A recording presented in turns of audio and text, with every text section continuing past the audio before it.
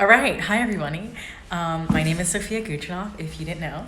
Hello, my followers. Hello, new followers. Hello, potential people. What's up?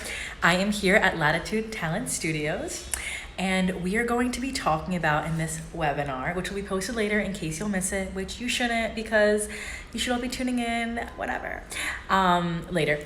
But today we're going to be talking about casting directors and what to expect when you go on an audition and like how to maximize your results as being an actor and all of the above. So, first thing I want to talk about, hello everybody. The first thing I want to talk about is like the audition, right? So what is an audition? So an audition is you putting yourself out there in a room full of people who are casting you, and you are either going for a role. You could be playing yourself, doing an improv audition for a commercial, for a theater, short film, industrial, which is you explaining things about a certain product, whatever it is. So that's what that is. And you're gonna be walking in, you're gonna be opening and closing a door, you're gonna be presenting your best self, and you're just gonna be being yourself in the role, whether you have lines, whether you're not having lines, whether they're just gonna ask you questions. Like there's a whole thing, it's called like the personality interview, seeing who you are. So yes, I have a question from someone who tuned in last time, and I'm going to answer that first. Okay, here we go. Lakeisha Jackson, hello if you're turning in. Hello. The question is, what will be your best advice for short models auditioning? So, if you are a model, nowadays, you don't have to be 5'8" and a size 0, which is awesome because the most of the population is not 5'8" and a size 0. I'm not 5'8", I'm 5'1", and I'm not a size 0. So, basically, I think that everybody should just try to be themselves as best they can be in life, because that's who you are and that's what the audition is. They want to see you. They're bringing you in for a reason. They either liked your materials, hello, they liked your reel, they liked your headshot resume, whatever it is. They want to see you yourself, and they want to see you just showing up. Like the most important thing is for you to show up. It's like anything in life, you know, the hardest part is just getting there, motivating yourself mentally to get there, physically getting there, taking the train, making sure you're on time in the waiting room. And like I mentioned last time, you want to be respectful of every single person you come in contact with in the waiting room, because you never know who anybody is or who has connects anywhere. That's not to say it as a disadvantage way. It's just to say it as like, you just want to be the best person you can be. You want to be nice all around. You want to treat everyone with respect, and you want to just, because, okay, you never get a second chance at a first impression. That's kind of a weird thought, right? It's kind of like, yeah, of course not. Let me say that again. You never get a second chance at a first impression. So that means that if I'm meeting you for the first time, I will only be able to meet you once. And my impression of you is my impression of you, and I can't change my first impression of you. And the people like to say you only get like 10 seconds in the room and they already know if they want to cast you or not. So you want to make sure that you're presenting your best self. Like that's really what it all comes down to. So if you are a model and you're auditioning and you think you're too short, you're not. Everybody can do print work. You don't have to have perfect skin. You don't have to have the perfect body, whatever that means, because that really doesn't even exist, okay? You just have to remember that they called you in, come in, be yourself. That's it, okay? So the advice I have for that is there's really just be yourself, right? For singers, this is another question from her. What's a way to get your nerves out before singing? So I actually am not potentially a real singer. I'm like sing in the shower, like I can carry a tune, but I'm not a singer. It's not on my resume. So this question is not going to apply to just singers. It's going to apply to everybody, models, actors, personalities, whatever, whoever you are. So if you're nervous before an audition, which you should be because it shows you care, nerves are not a bad thing. Nerves mean that you have a stake in it and you actually want to do well, right? So if you're nervous, that's great. Tell yourself, I'm glad I'm nervous. It shows that I want to be here and I actually care about this. Number one. Number two, if you're nervous to an extent where you can't concentrate, where you're shaking, whether you're sweating profusely, like, okay, everybody gets nervous. We all deal with it differently. So then we can work on it. So if I'm really nervous, right? Like a good way to look at it is you don't want to look at auditions as big or small. I mean, of course, by default you are, because if one is like paid more, if one has a different group of people that you haven't seen in a while, you've never seen, like it could feel more important to you.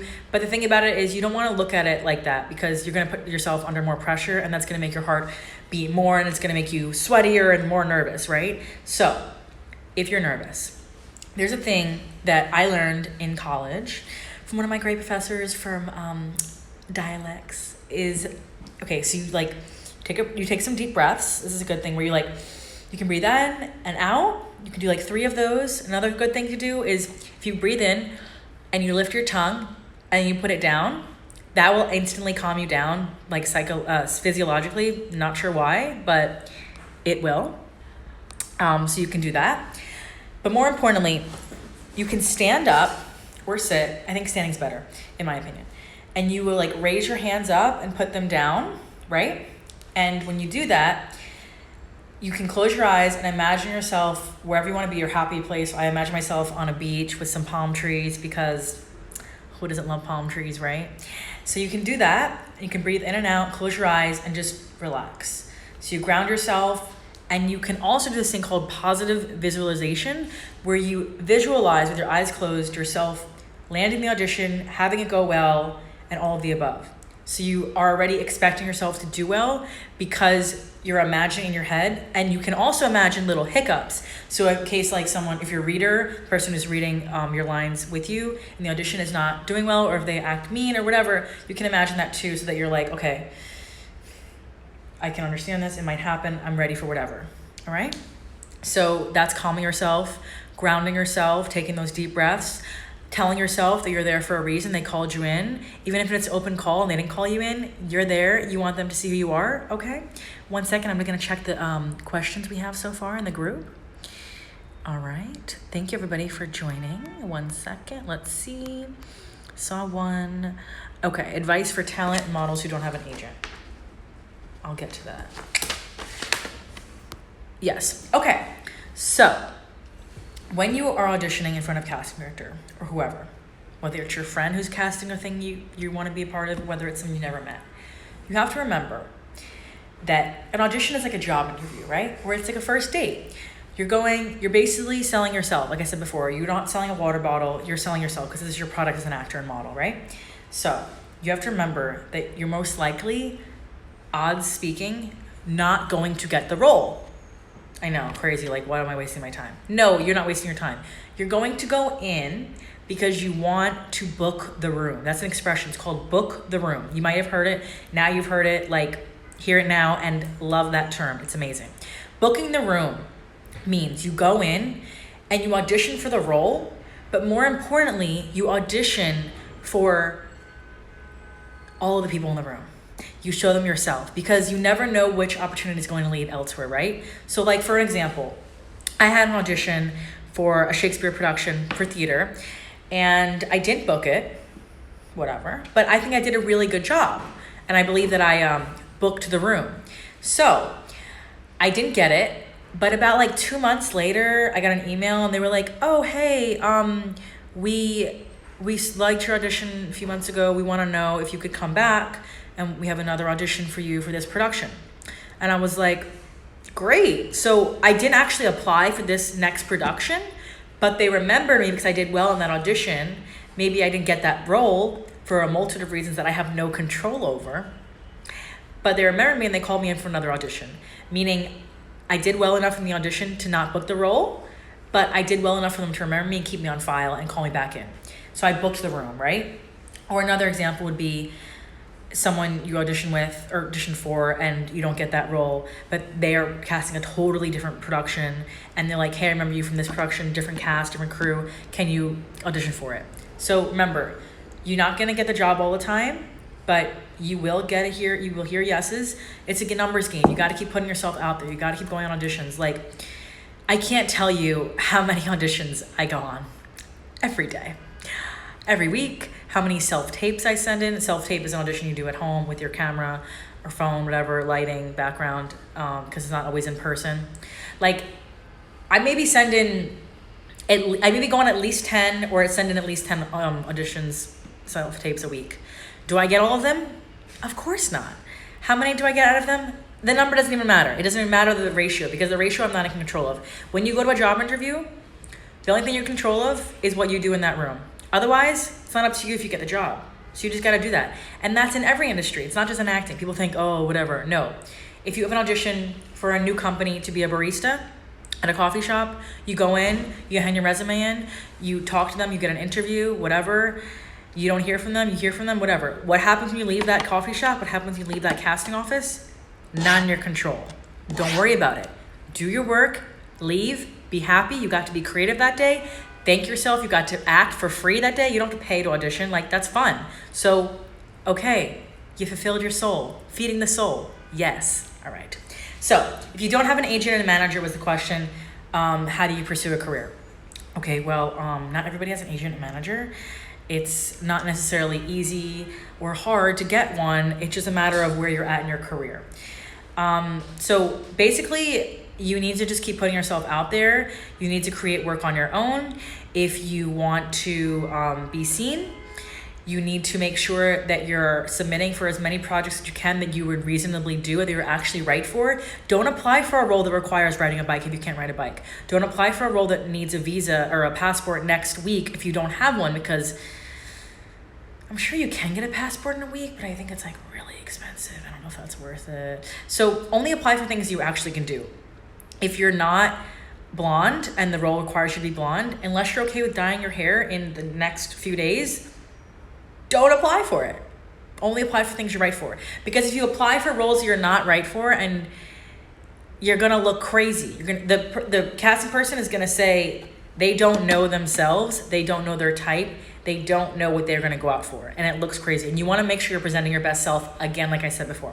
So, agent, manager, you can worry about that when the time comes when you feel like you're ready to book one, you're ready to have one, when your career needs it. But in my opinion, I feel like you need to have your materials ready. You need to have headshots, resumes, some kind of footage for your reel, because you have to remember, you're building a team of creatives that are helping you. You're building a network, an army, if you will, that's going to be like, I'm rooting for her, I'm on her team, we want to make sure everything's going well. So you want to make sure you're working with the best people.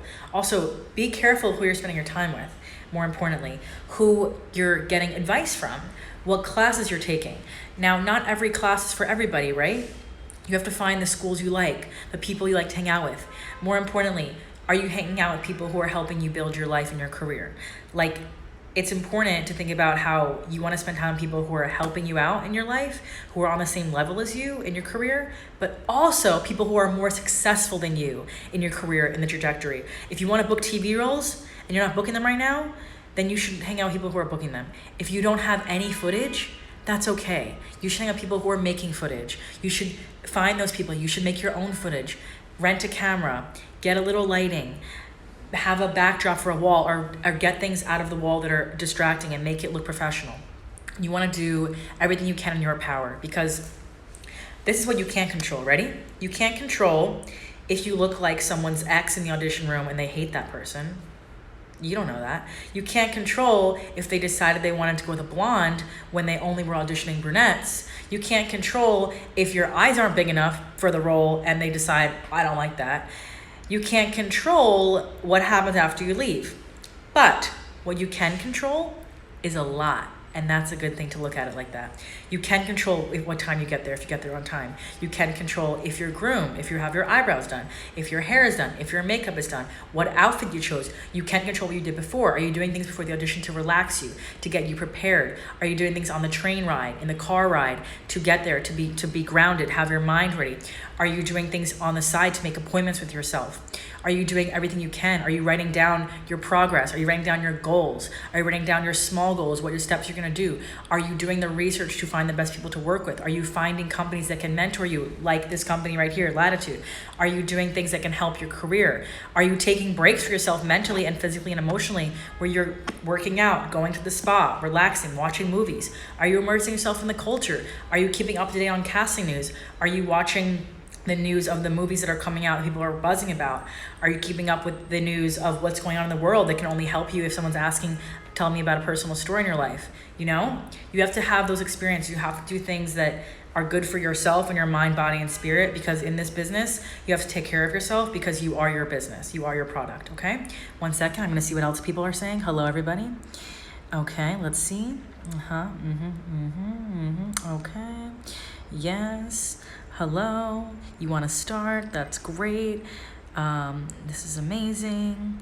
Okay, So this is another thing I'm going to talk about. Okay. So this is a little, I read in cursive. This is one of my notebooks. It has a lung and a heart on it because your heart's important. I'm just saying. And this is a structured thing of my schedule. It says Sunday, Monday, Tuesday, Wednesday, Thursday, Friday, Saturday, whatever. This is an example. I don't actually follow this, but this is an example for you guys to understand. So if you want, you can like print one of these online. Remember, I got one of these in college of like the class scheduling and trying to figure out when you'll have gaps, all of that. Yes, I'll talk about that. So it says like, you can write like 8 a.m., 9 a.m., whatever. You want to make sure that you are carving out time in your schedule to make appointments with yourself for your career. In the same way, you have a doctor's appointment, right? And you have to be there. And there's a cancellation fee, a late fee, a no-show fee, whatever it is.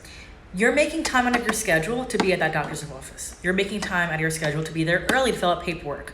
You're making time in your schedule to be there after to talk to the doctor. You're making time in your schedule to be there if there's delays, if they're running late, if you're running late, whatever, okay? You're bringing all the paperwork you need. You're drinking water before they told you not to drink water. You're doing everything they told you, right? So you need to do the same thing for your acting and your career or modeling, whatever. So if I have an audition coming up, okay, for example, I have a callback on Friday, right? I had an audition. So I submitted, rewind. Okay, I applied for a role, and I thought I would be good for it. That's why I applied. They asked me to send in a self-tape audition, so I did that, which was an audition at home. And they told me I have a callback, which is in person. Okay, so they said in the callback what I need to do beforehand.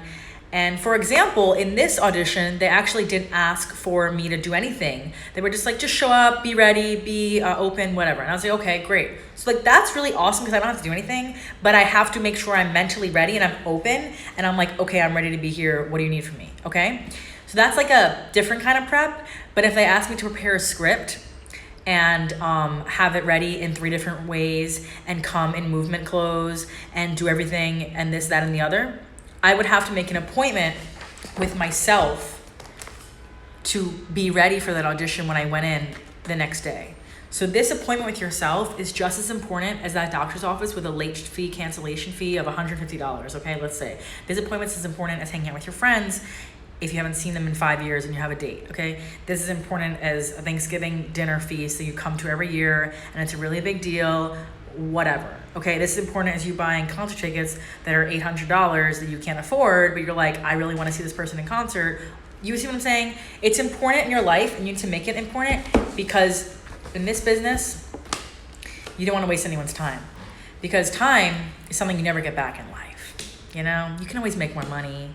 You can always change your hair. You can always buy more mascara. But time, that's something that you never get back. So you want to make sure you're investing your time in things that are actually going to help you and you actually have fun doing and you actually love. If you're not having fun doing this, you're doing it wrong. You need to have fun doing this. Yeah, I mean, it's not always fun when I'm memorizing lines and I'm like, oh my God, let me do all this and apply and sending emails. Yeah, okay, but when I am having fun in the audition room, that's when it matters. I had a question here. Let me go back to it. Okay, the ups and downs with working in the business. Okay, so this is important. Yeah, it can be very discouraging when you're hearing a lot of no's and you're going to audition after audition, or you're trying to figure out how to get your materials ready with your headshot, resume, reel, website, whatever. Yeah, it can be hard, but you have to remember things, right? This is a business like any other business, right? So look at Steve Jobs, like one of the most successful businessmen there are. He is basically the founder, he was, of Apple. Now, we all have Apple products. I am in front of 2 iPhones and a MacBook, and I have a MacBook at home and like a lot of Apple products. So how many years, does anyone know? Let me ask a trivia question. Did he work basically on his interface of Apple before it took off or before Apple recognized him and he quit and he came back? Like, how many years did that take?